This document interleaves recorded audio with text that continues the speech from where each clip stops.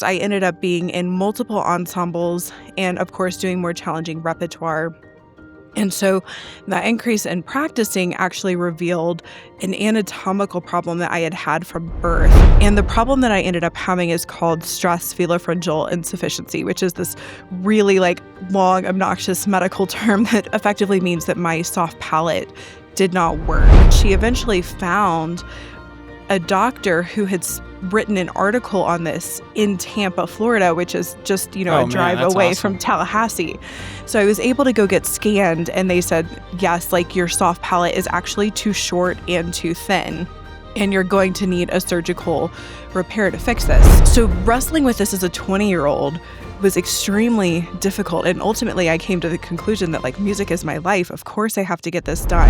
And kind of where we are with musicians' health education is we're 10, 15 steps behind where we need to be. We have a few of these one-off certificate programs, but the reality is that this needs to be an ongoing, yearly practice where you're building upon fundamentals. The problem is, for the NASM accreditation, you just basically have to do a little tick box of yes, we've done this.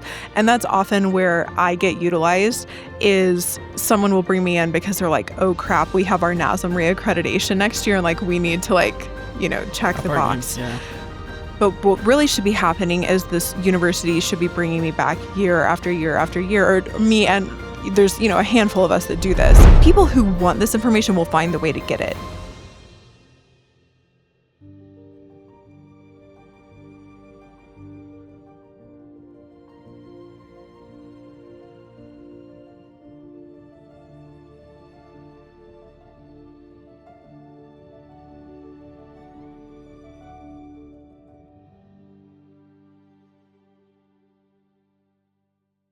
Hey, welcome back, everyone, to Trust the Process, the official podcast of Musician Unchained. My name's Clark Lovell. I'm your host, and this is the first interview of season 4 of our new season for the podcast. I am so excited to share the things that we have in this season, and especially the guests that we have coming to share their expertise with you and their stories. Today's guest is someone I've known for a little bit of a long time. I guess about a year. Let's just call it a year, maybe. And we were connected by a mutual friend of ours, and I just have been so impressed. I keep learning so many things from this individual. This is Dr. Kensley Behel. She is an Emmy award-winning researcher.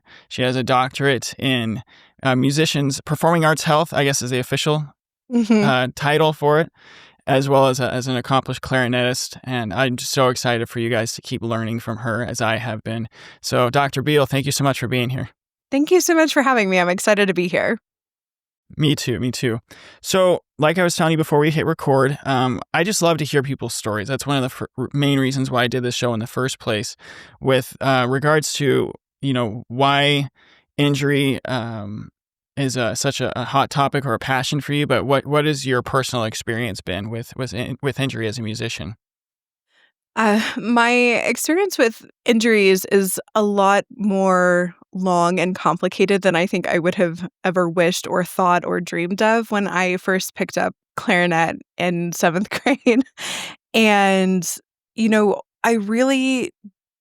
I don't know that anyone goes into band or music thinking oh, this is what I'm going to be. I'm going to be a professional. It's just kind of an enrichment activity at a young age. At least it was for me. And I just really took to the clarinet very quickly and became quite good and was given success through having the right teachers and being in the right place at the right time.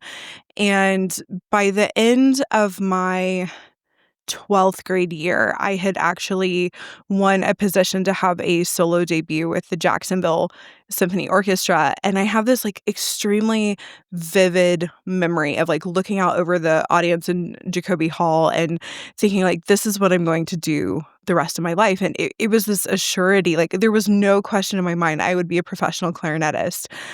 And life is really funny, especially you think as a young teenager, I've got everything in life figured out. You sort of very quickly figure out. Life plan figured out. Yep. Maybe I don't actually have my life plans figured out. And so I went to Florida State University, and of course, going to a top tier music school, it's of course more rigorous than your high school program. And what happened was I ended up being in multiple ensembles and, of course, doing more challenging repertoire. And so that increase in practicing actually revealed an anatomical problem that I had had from birth that I just hadn't experienced at such a consistent level before. And the problem that I ended up having is called stress velopharyngeal insufficiency, which is this really like long, obnoxious medical term that effectively means that my soft palate did not work. And what happened was my teachers sort of said, okay, like this is a problem, but we don't have specific knowledge about what this is or who you need to go see or where to get this fixed. And before anyone like tries to discredit the teachers there just wasn't a lot of information out. I think at that point, there were 2 or 3 research studies that had been accomplished, like, on this topic. So it it definitely shouldn't have been at the forefront of their mind at that time when I was going through this. And it really came down to my mom being a Google machine and just figuring like Googling over and over, like air leak, soft palate, pain, musician. And she eventually found a doctor who had written an article on this in Tampa, Florida, which is just, a Oh, drive man, that's away from awesome. Tallahassee. So I was able to go get scanned and they said, yes, like your soft palate is actually too short and too thin. And you're going to need a surgical repair to fix this. So at the age of 20, I'm dealing and reconciling with like, do I love this enough to go through and have like a really major like my entire soft palate had to be reconstructed under surgery. Like this is a Oh, wow. major, major Okay. surgery.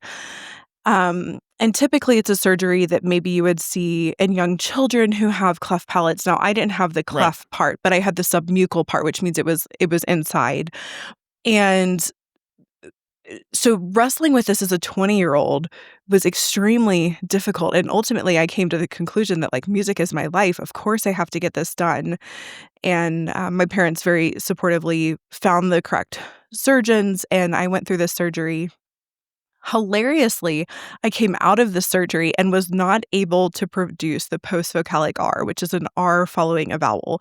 So that gave this illusion of me having a British accent because I couldn't say the R. I couldn't say jar. I would say jaw. And it was like It's a this pretty cool side whole effect. it was until you get to the grocery store and everyone's like, "Oh my gosh, are you British? Where are you from?" Oh, And yeah. then and then I kind of just started lying to people because I was like, I can't have this conversation in a grocery store over and over of like, "Well, I had this surgery and I came out of the surgery with a British accent," and people are like it ends up being like a 15, 20-minute conversation. So I was like, "Yes, I'm British," just until I could figure things out. Um but with all that being said, I had to relearn how to play the clarinet. I had to relearn how to talk, and that experience led me down the path of musicians' health research because the speech therapy program that I was working with at FSU, which is extremely robust, they said, "Hey, this is a really unique case study, and we want to publish about you," and invited me Oh, wow. into that publishing process and the research process to learn more about it. And I was able to publish my first article based on this experience myself. And that one experience just sort of changed the course of my life.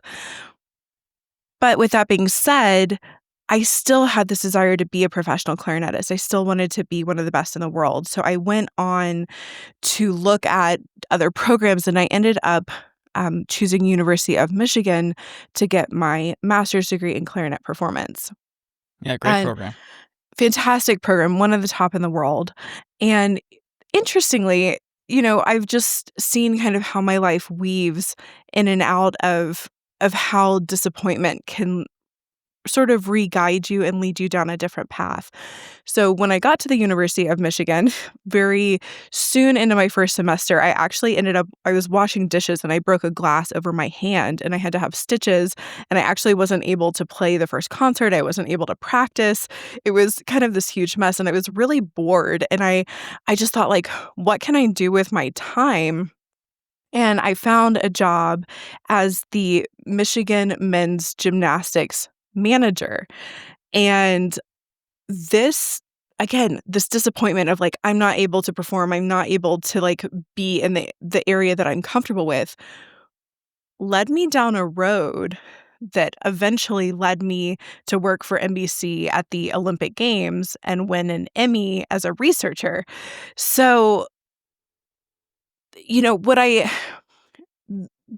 guess the way I could sort of, like, sum up, like, my experience is, we think of musicians' injuries as being these really horrible and devastating things, and they are, because a lot of us identify solely as being a musician, and so when we can't do those things, it takes away this identity, and we wonder, like, who are we gonna be, or what are we gonna be, or are we disappointing the people who have invested in us?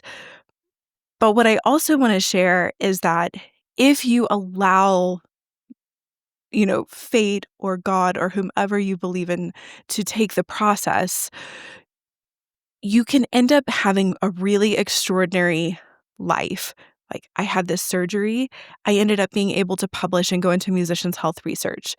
I had another injury. I ended up down a path where I'm now one of the foremost men's gymnastics experts in the world, and I won an Emmy because of it. Like, it doesn't have to be all bad. And so after that time at Michigan, I ended up actually moving to Germany for a few years to Oh, teach cool. I didn't know that. English and work as an au pair. And I had a lot of people in my life being like, "Why are you doing this? Why are you moving to Germany? Like, this is gonna derail your career."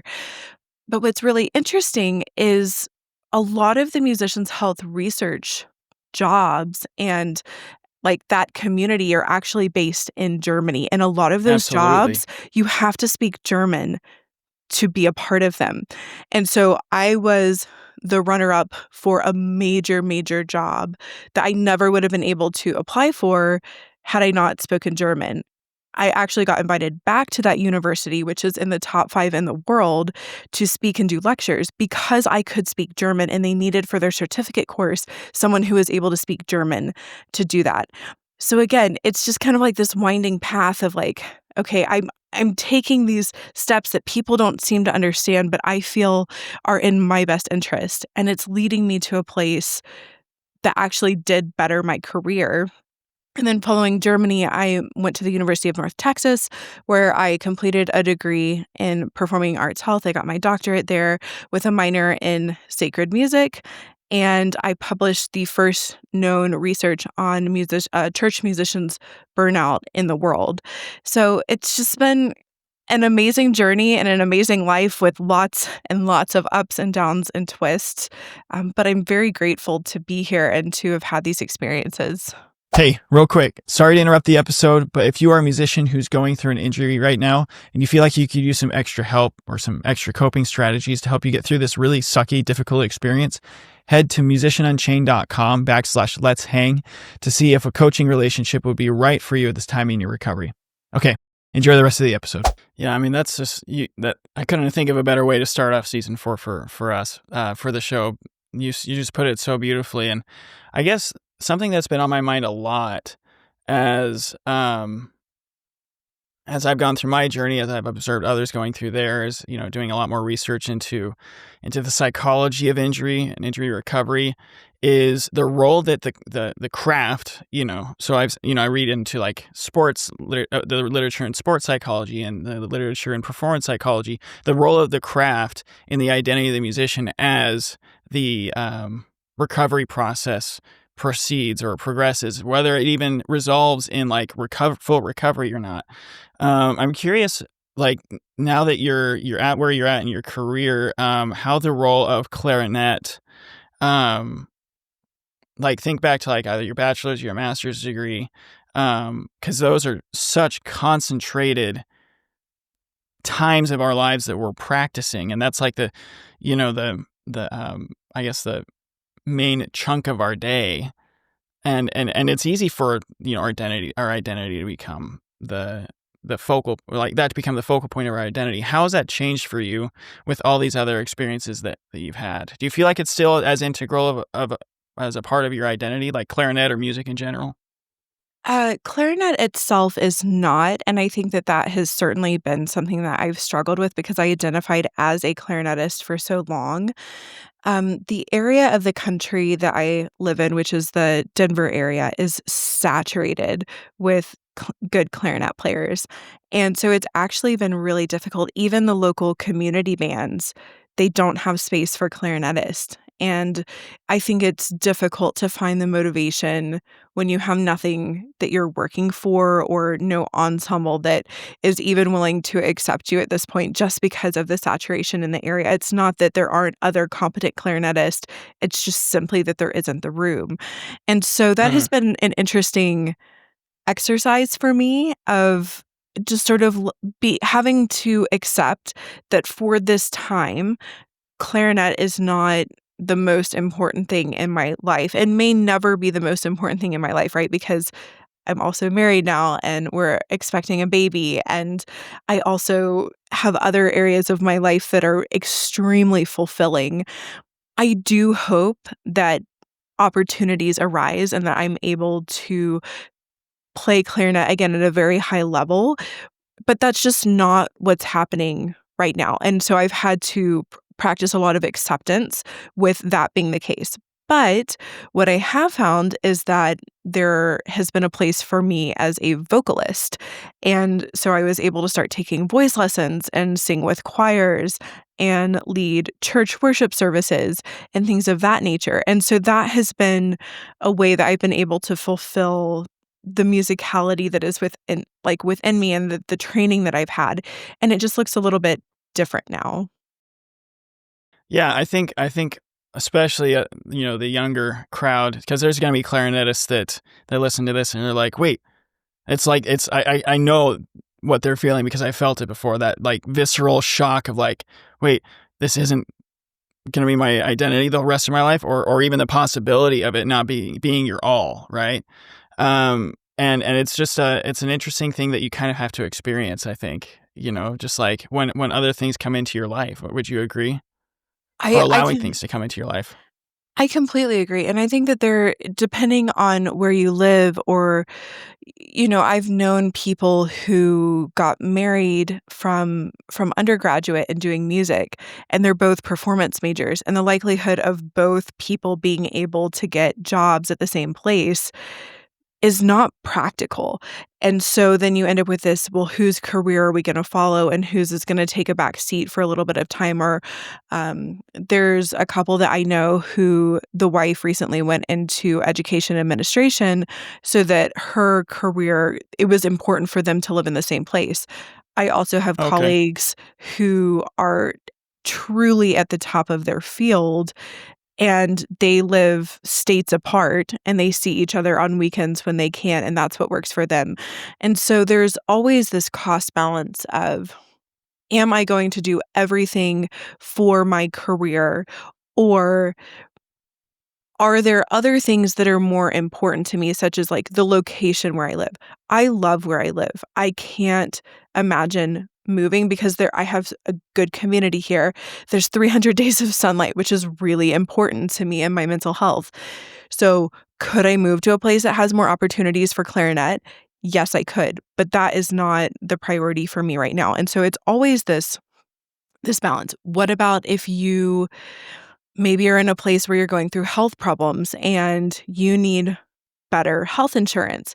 Sometimes being a freelance musician, you don't end up with health insurance, unfortunately, for how our country system is set up.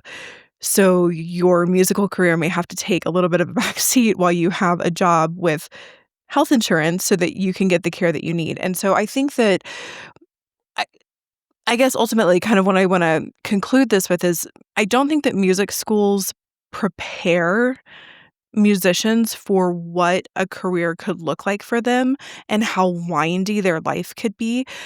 And also, one of the best clarinetists that I know is actually a full-time accountant. Oh, wonderful. She just decided, she was like, "I like having money. I don't like being poor." And she went and got her accounting license, and she plays in the Atlanta Wind Symphony and several other symphony orchestras, and is on the sub list, I believe, for the Atlanta Symphony, and has a very fulfilling musical career. It just looks extremely different from what we're told that, successful music careers look like in traditional music school. Yeah, yeah. I mean, I was talking to another trumpet player in this case, and she just is a phenomenal musician.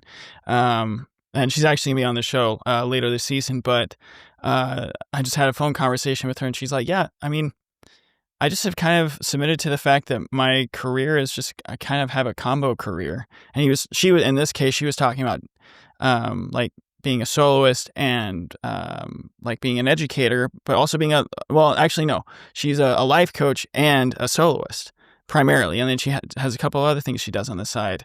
And, and it was interesting to hear her perspective of like, not being totally married to the one thing and being willing to explore several things to be able to not only like financially make things work, but also just because I feel like,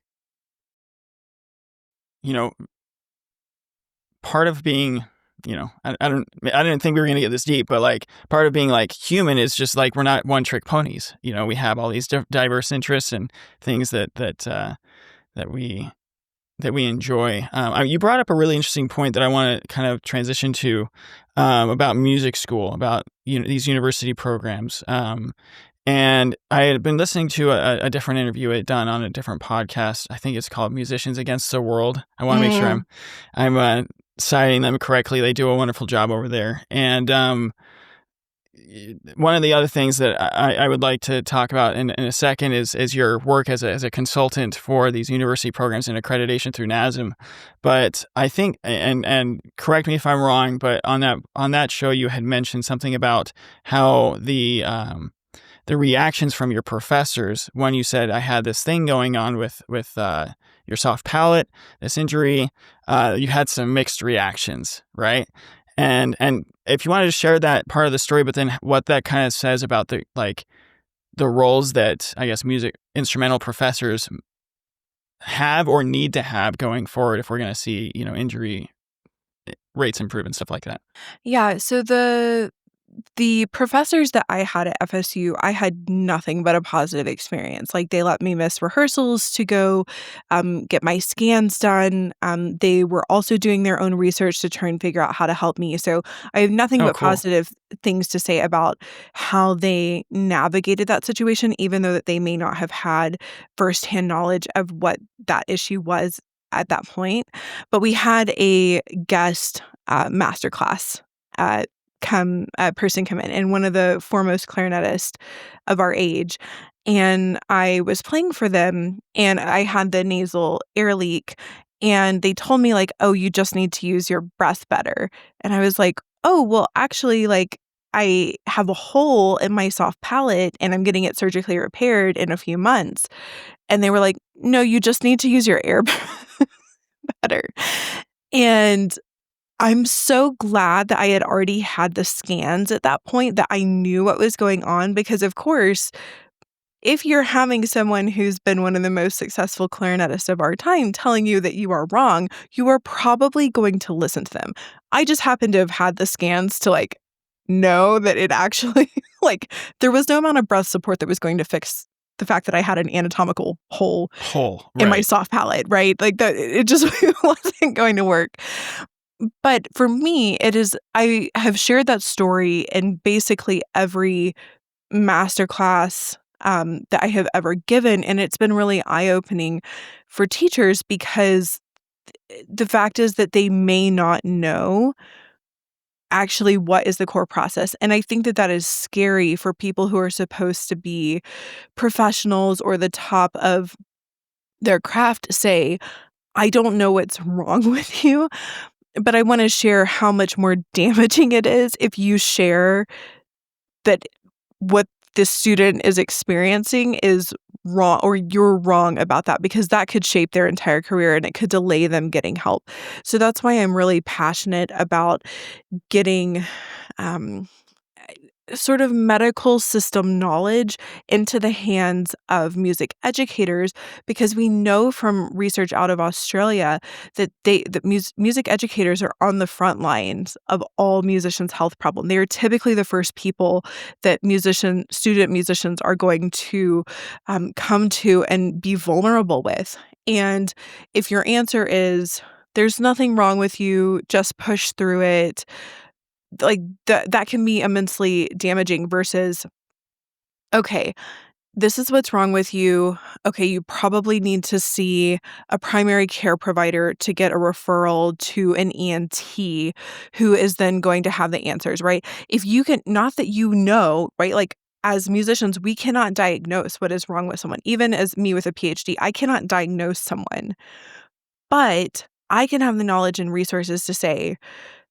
these are what your symptoms indicate to me. Here's how the medical system works. Because remember, a lot of student musicians have been on their parents' insurance and their parents have been Right. guiding their medical journey. So they probably often lack the knowledge of how that system works. So if you can kind of guide them through, like, here's the resources we have on campus, here's how they can be referred out to, you could have what could be like a 2-year journey, which it was for me to get a diagnosis, cut down to a handful of months. And that's why I think it's so, so important that music educators have these tools. Hey, sorry to interrupt the episode yet again, but I wanted to tell you that if you are also a music educator of any kind and you feel like this is a conversation that needs to be had for your program, please reach out to me at clark@musicianunchained.com, and we can talk about how we can collaborate together to bring these topics, to bring these strategies to your program to help your students stay as healthy and as happy as they can while pursuing their passion. Keep on keeping on and continue watching the episode. Yeah, and when so a lot of people my age, when they go through experiences like this, um, I don't know. I don't want to point any fingers, but I just feel like we indict a little bit too much, and we try to partner and recognize the good a little bit too little. And I really appreciate how you said that, because these educators, they have worked so hard at their craft. They're there to impart their knowledge. That's what they've been taught to do, and you don't know what you don't know. And there's nothing wrong with that inherently. It's just, how do we respond to that fact, right? As what I like, just by saying, I don't know what's going on. Let's go to somebody who may know what's going on, rather than trying to fabricate something and out of a desire to help them, So it's like, we don't want to indict people, but it's like there is that lack of understanding that we need to recognize, right? Yeah, I think for me, one thing that I'm incredibly cautious of is I think that there is too much of a burden on music educators now. I think they're overworked. I think they're underpaid. And I'm very careful about how much extra responsibility I want to add onto music educators themselves, while simultaneously recognizing that they are going to be on the front lines of musicians' health problems.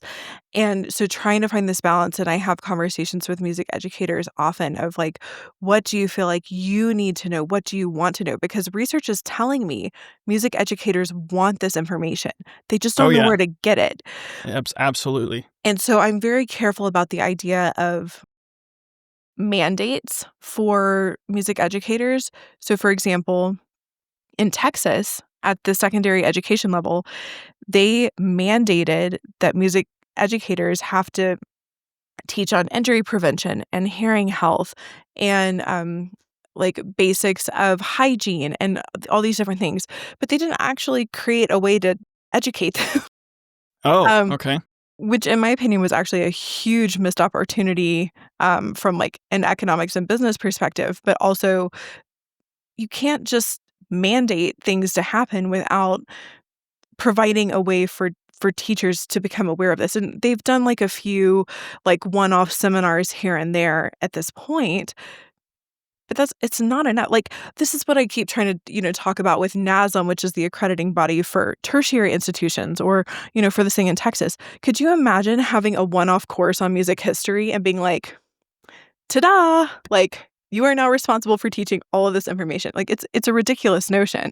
Like, this actually needs to be part of the true curriculum in all tertiary education, because those are the people who are going into the secondary education departments. And so again, it's trying to find this balance, but also recognizing the importance of getting this information in the hands of the educators. So yeah, I want to kind of dig deeper on that. Because I've been thinking of the same thing. Like the research I'm seeing on the student's perspective is like, hey, we want this information. We're not wanting to get injured, especially when we don't even know that's a possibility in the first place. And so I know there's like the Performing Arts Medicine Association. They've got an Essentials of Performing Arts Medicine course that medical providers can take. I think there's one for medical providers. There's one for music educators. There's one for students. I haven't taken it yet. That's kind of on my to-do list for the next year or so. But is it something as simple as that? Or I'm not familiar with that particular course. I know people who have taken it. But something that's a little bit more do you think it's like a trade-off that needs to happen in how educators are trained, or So what's your view on that? I'll throw a question back to you. If you had a one-off, one-day seminar on music theory and then took a certificate test, would you feel accomplished enough to teach music theory at a university? Oh, absolutely not. Okay. So that's the model that PAMA has. And I don't want to disparage what they're doing, because they're doing more than basically anyone else. So please don't hear that as a disparagement against the Performing Arts Medical Association. I'm a member of it. I've taken that course. But I think where the struggle is in education, right? We talk a lot about scaffolding, and we start with basics. Right. And then we take the basics and then we apply them into a classroom. And then after we apply them, maybe we start researching their effectiveness, right? And it's like this multi-step process. And kind of where we are with musicians' health education is we're like 10, 15 steps behind where we need to be. We have a few of these one-off certificate programs, but the reality is that this needs to be an ongoing yearly practice where you're building upon fundamentals, and then you're actually able to get to the application process, and then maybe into the point where you're reading research. And this is something that I talk about on my Instagram page a lot, is that the lack of scientific literacy in the musicians community is going to be a huge hindrance to actually getting this knowledge into the hands of the people who need it. Because when you're in a music curriculum, right, we know it's one of the hardest, most time-consuming curriculums on campus, up there with engineering. And so you're not taking a lot of these classes of like the basics of science and English and history. And a lot of, for me, I finished all of my collegiate math in high school because I did dual enrollment. I have not had, aside from some statistics in my PhD, but I have not had formal math since high school. I haven't had formal science since my freshman year of college. And so when you have this population that is lacking in scientific literacy, how are we expecting them to read the most current research when they can't tell us what the scientific method is, or what a null hypothesis is, or what a p-value is supposed to be? If you ask a lot of, and I throw this question out to musicians a lot, of, can you prove something correct in research? They'll be like, yeah, of course. And I'm like, no, you actually can present enough evidence to reject a null hypothesis. But the thing with research is you're always evaluating and changing based on new information, right? Right. And so all that to say, no, what this one-off certificate at PAMA, it's not enough. It's a great start. It's a great start for those who are interested. But that certificate doesn't give you the full breadth of how to help all the different individual people. We need continuous education for the educators and for the students and for the musicians themselves, because also new research is coming out every single day. And so that's sort of where I stand on it. No, thank you. Thank you for saying that. I'm 100% on board with that. And one of the things I've been kind of been made aware of in other worlds, kind of so I worked at a hospital, so I got to know like the medical side of it. And now I'm in the psychology world, is that, in those worlds, therapists on the ones that are psychologists and doctors, they have what are called CEUs.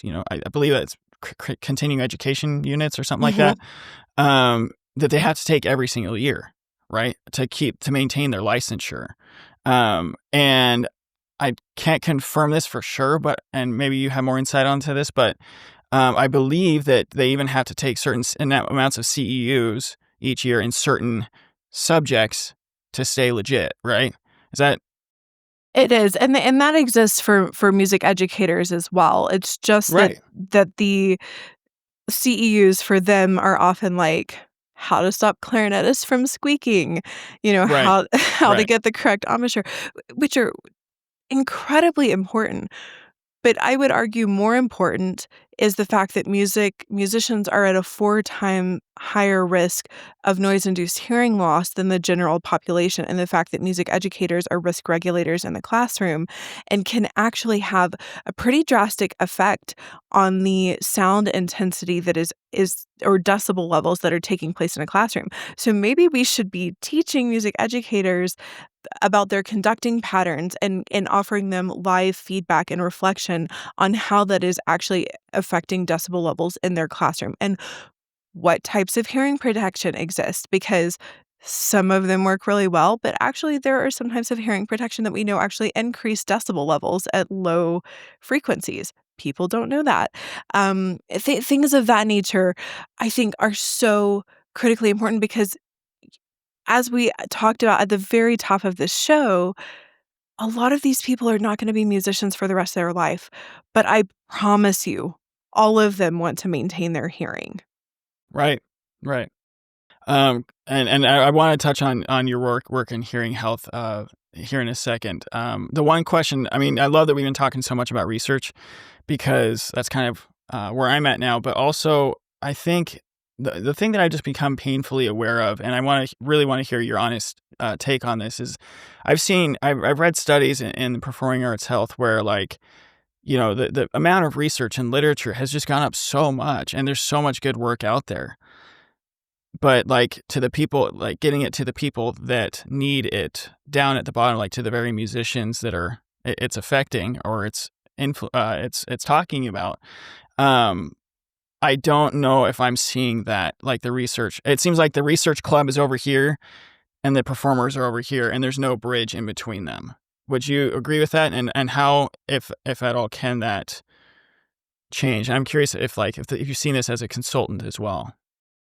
I 100% agree with that. I would say until the structure of music education in this country changes, we're not gonna see, I think, a lot of growth in that area because, again, it's going to require educators on their own unpaid time to go seek out this information, and we talked about, healthy people often have multifaceted interest. So are the professors not also supposed to go take time to like take cooking classes or go hiking? And, their entire life, I don't think, should be completely and totally dedicated to the school which they are employed. And I think, right, with music schools, they do a really bad job balancing, like work life balance, especially for the students and the teachers. But I think, like, that's where people like myself come in, where we're able to go in and say, like, "Look, here's the latest research. Here are 3 tangible takeaways that you can take right now and implement into your classroom." Now, the problem is I'm trying to think if this is accurate. I don't think I have been invited. No, there is one school I was invited to go to, 2 years in a row. The problem is, right, for the NASM accreditation, you just basically have to do like a little like tick box of like, yes, we've done this. And that's often where I get utilized is someone will bring me in because they're like, oh crap, we have our NASM reaccreditation next year and like we need to like, check the Up our box. game, yeah. But what really should be happening is this university should be bringing me back year after year after year, or me, and there's, a handful of us that do this, and bringing the new information or reiterating what we talked about last year, because that one-off lecture, what will happen is someone will take one piece of advice that I give from that lecture, because that's all the brain can absorb in that moment, and that it will be hopefully a good and life-changing piece of information. But there's more information coming, and I'm keeping up with it, but I'm pretty sure most of them aren't. And so that's why we need, you know, the more resources to keep coming back year after year after year. Yeah, I mean, that's really interesting, that concept. It sounds such a no-brainer, just you have to keep that repetition because, like, to your example, like, you're not gonna say, that one lecture for in another subject is sufficient to then go take it down the professional road yet.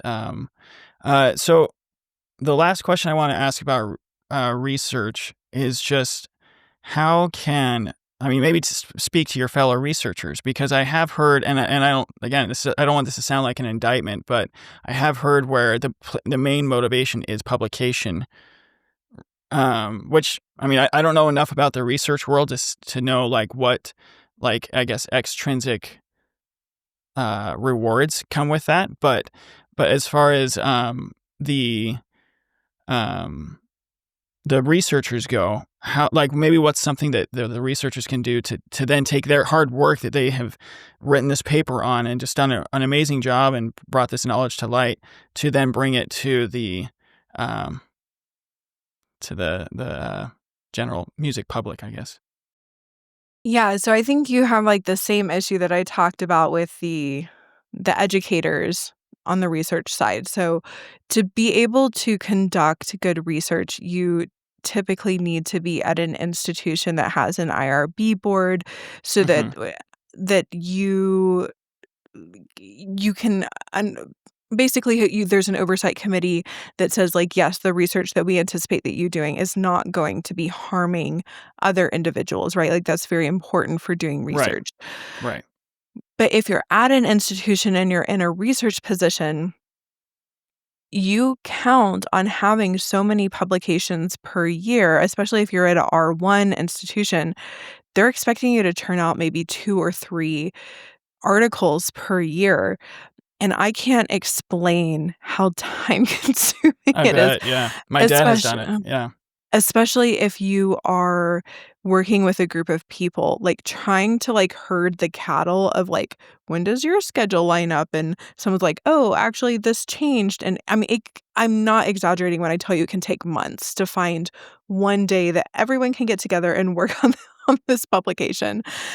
And so for them, right, then it ends up being on their free time to maybe go to social media and talk about it, or to go do lectures, or people expect them to do lectures for free. Like, I get a lot of requests for lectures, and people want me to do them for free, and I'm like, "But this is my job, That's and a job. Yeah. this is my livelihood, and I would love if I was just, independently wealthy and could, afford to give this information for free, but I have to work like everyone else does."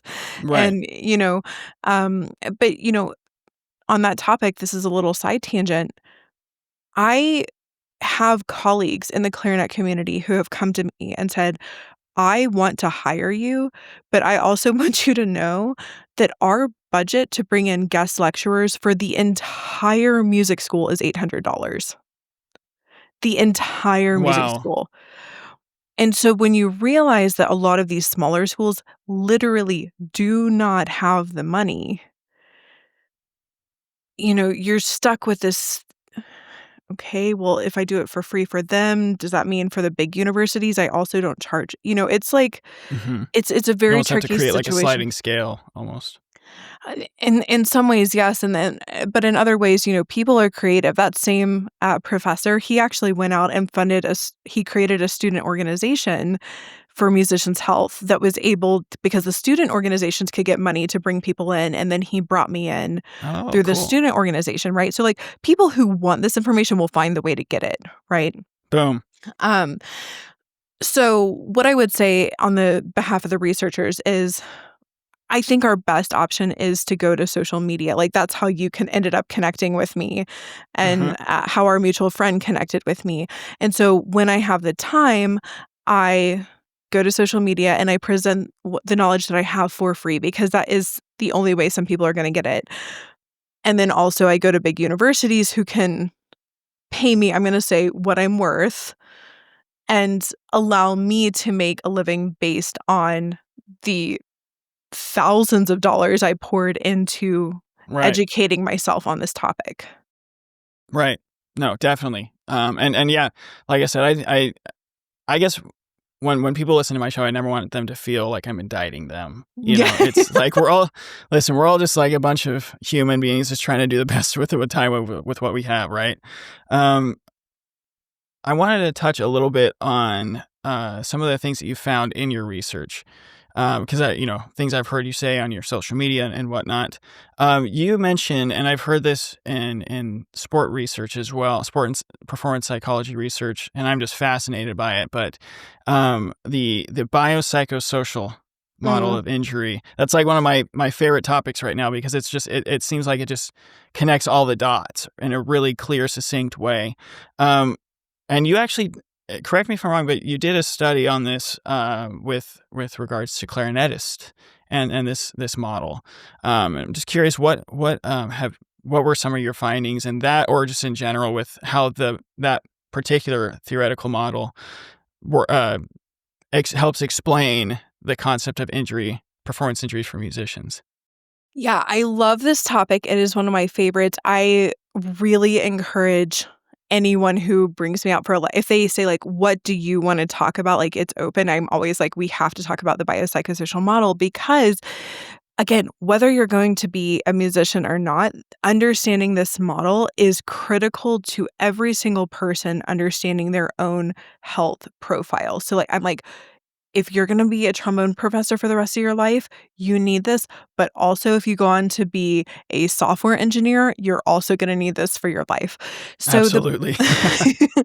the biopsychosocial model states it was created by George Engel, who is a researcher in the 1970s here in the US.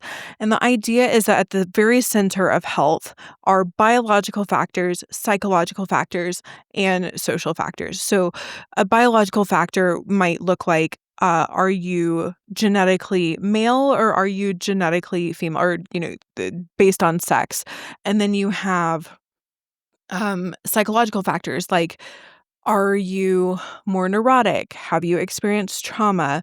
Do you have a neurodevelopmental disorder? And then you have social factors like what is your education status like? How much money did your parents make? And so what we excuse me, what we found in our clarinet study was that female clarinetists were significantly more likely to experience injuries than males. Now, this is common across all instruments, right? This isn't Yeah, I've just read that before. Uh-huh. this isn't particular to clarinetists, like, this is just common.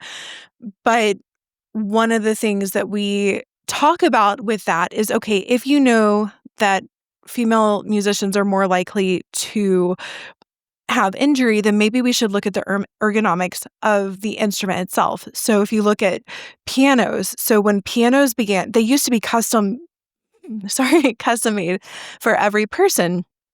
But then they began being standardized, I believe, in the 1880s. And, well, who were the main professional musicians at that time? Well, it was predominantly male.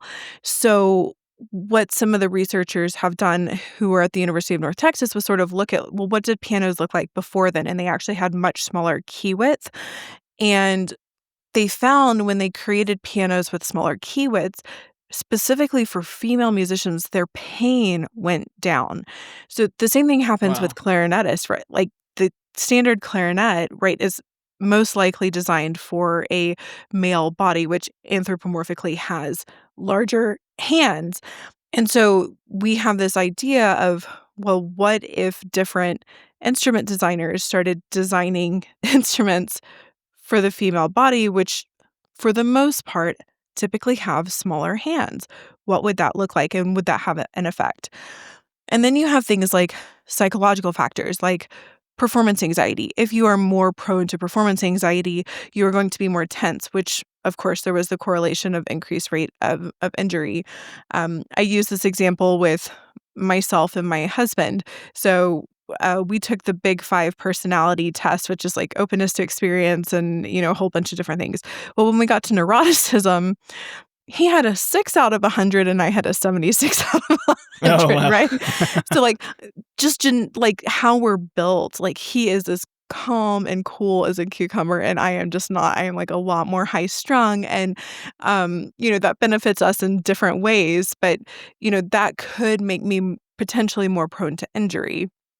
And then you have things like, social factors. So, things like drinking coffee or doing yoga or having to have an outside job. Like all of these things could affect the profile of a student musician. So, for example, if you come from a family who is very wealthy, you may not have to have a second job or a job at all to get you through music school. And so you're not putting necessarily external stressors on parts of your body that are already being stressed because your family is paying for it.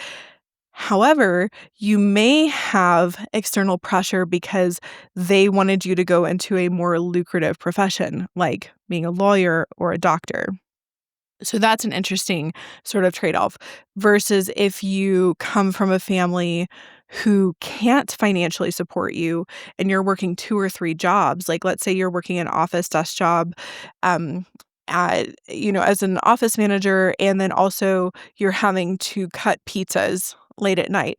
Well, everything you're doing is gonna be with your wrist, right? So that's going to be a social factor that could increase your risk profile for injury because of overuse in a way that someone whose family is very wealthy and they don't have to have other jobs, it won't do that. So these are just a few different ways that the biopsychosocial model plays into musicians' health profile and is really, really, really critical for musicians and music educators to understand because music educators, like if they have a student who comes to them who's like, I'm working 3 jobs and, I'm in 2 different ensembles and I'm doing this really hard rep in in private lessons, the music educator can then think to themselves and be like, okay, I can't control that they need a job. Like we can apply for some more scholarships for them, but ultimately I can't control that. Sure.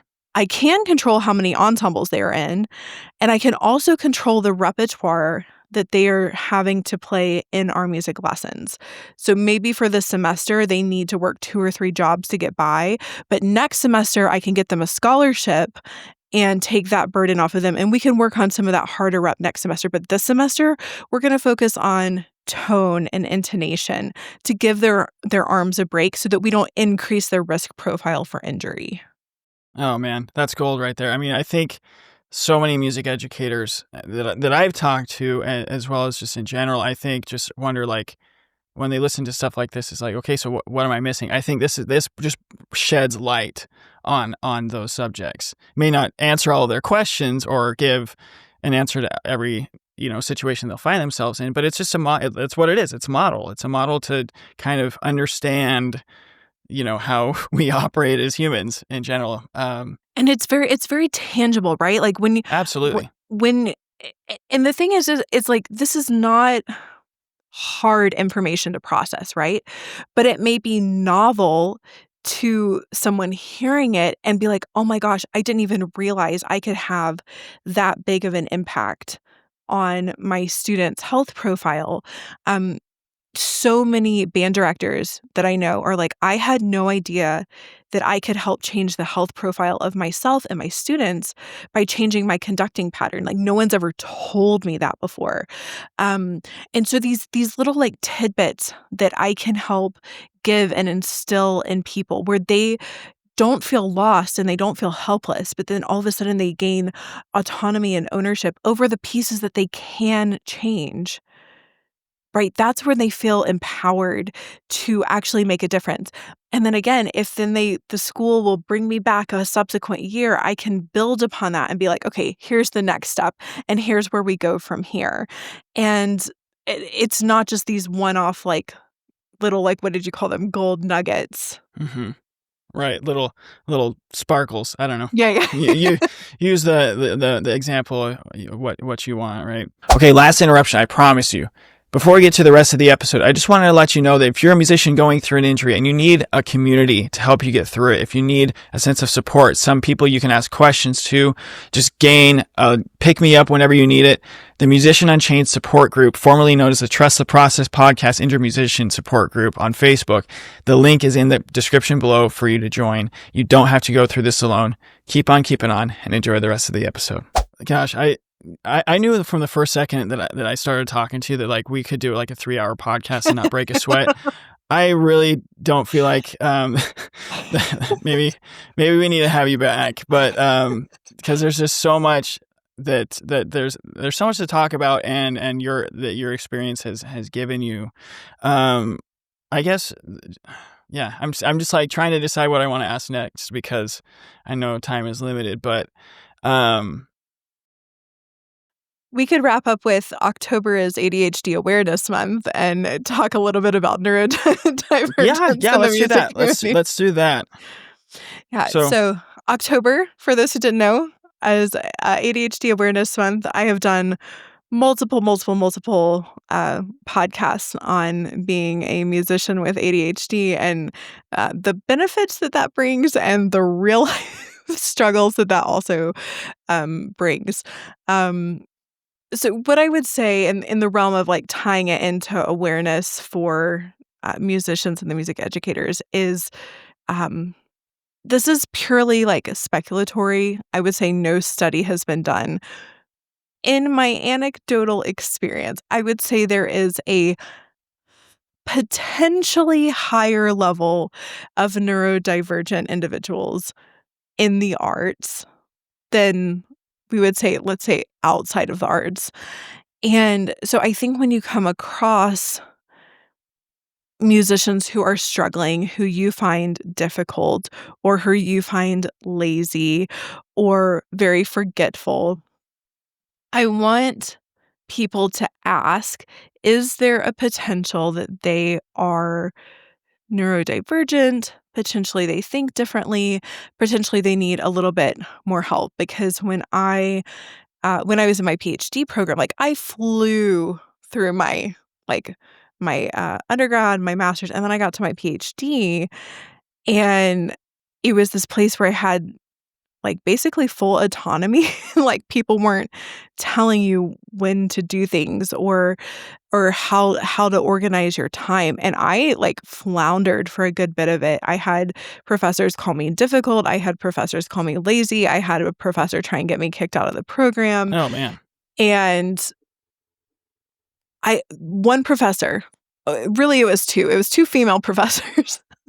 One was a psychologist and one was a medical doctor, were my saving grace. And sort of kind of one of them talked to me about the idea of like, potentially you might want to like get tested.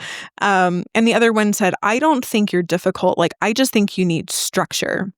And so at the point where she had said this to me, I was behind my peers in my coursework.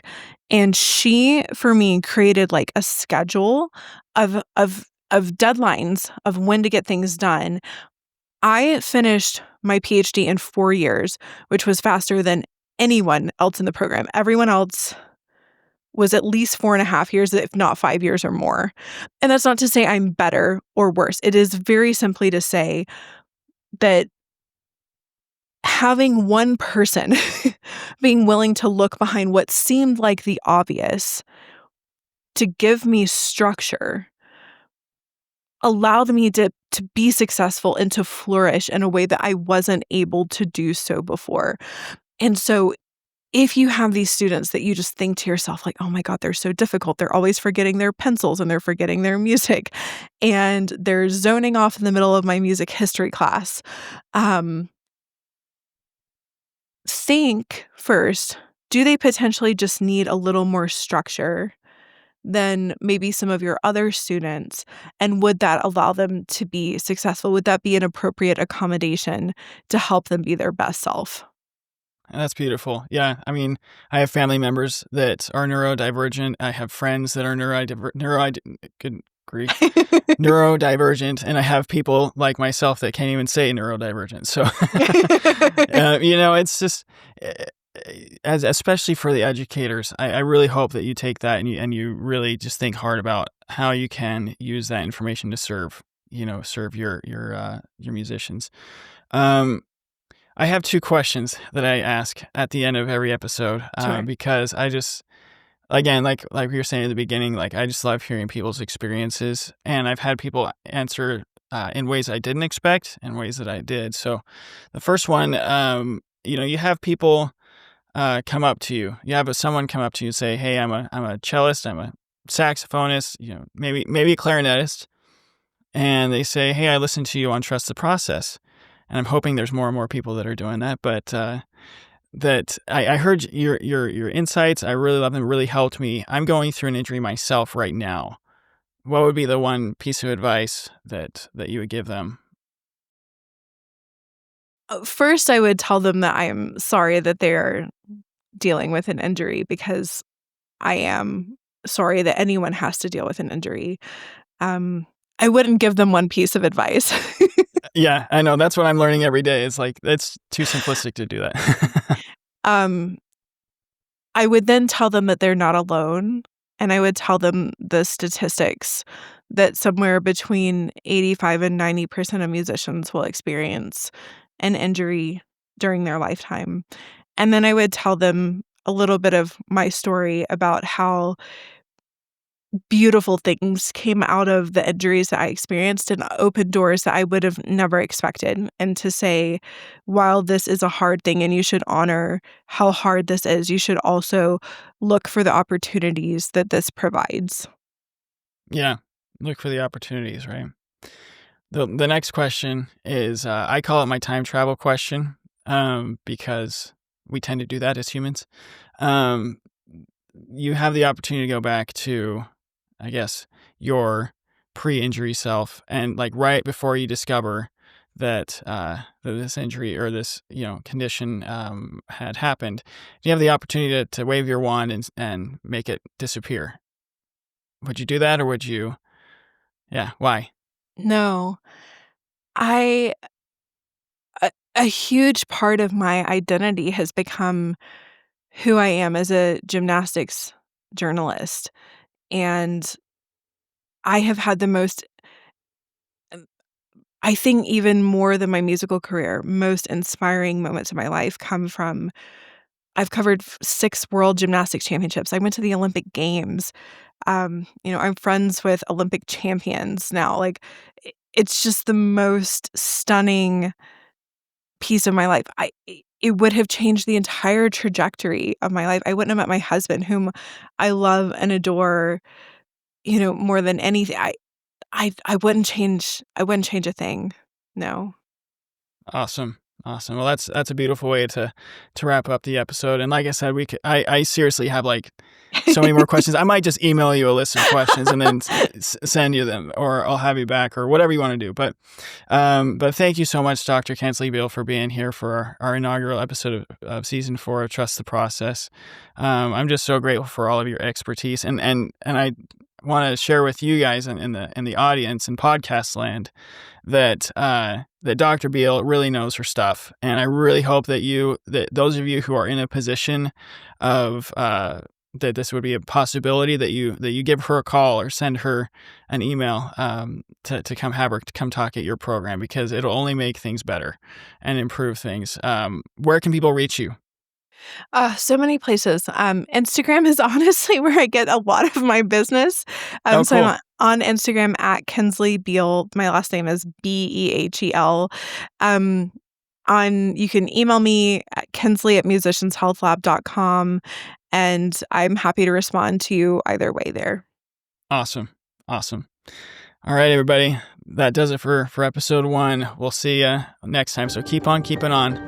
And until next episode.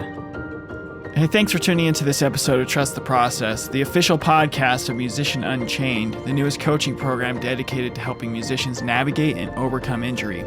But before you go, I have a few quick ways you can stay connected and support our growing community. First of all, I'd love to hear from you. Shoot me a text with the link below and share your thoughts, questions, or just say hi. You can also check the show out on Instagram, Facebook, and TikTok. We also would love to see you in our Facebook support group, Trust the Process Podcast Injured Musician Support Group.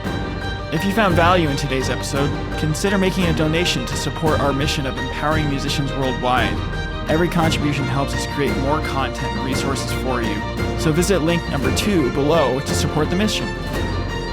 If you decide to donate, I'll send you my newest resource, the Injured Musician Toolkit, which is an ebook designed to give you tools to help you get through your injury. Subscribe to our newsletter to get exclusive insights, tips, sneak previews of episodes, and announcements straight to your inbox. Act now and I will send you a free gift. So sign up at www.musicianunchained.com/newsletter. And if you or someone you know would like to go deeper with me in the topics of injury and mindset, head over back to musicianunchained.com and check out the Let's Hang tab. As always, I want to thank Daniel Baldwin, my audio engineer, and my sister Dana Lovell for her help with the promotional materials. There is no podcast without them. Before I go, I want to tell you how much I deeply appreciate your time and support. You are not alone on this journey. There are musicians and educators out there who need this resource, and we need to get it to them. Together, we are breaking the chain of old habits and thought patterns that don't serve us anymore, and unchaining the potential within ourselves to face each challenge with strength and resilience.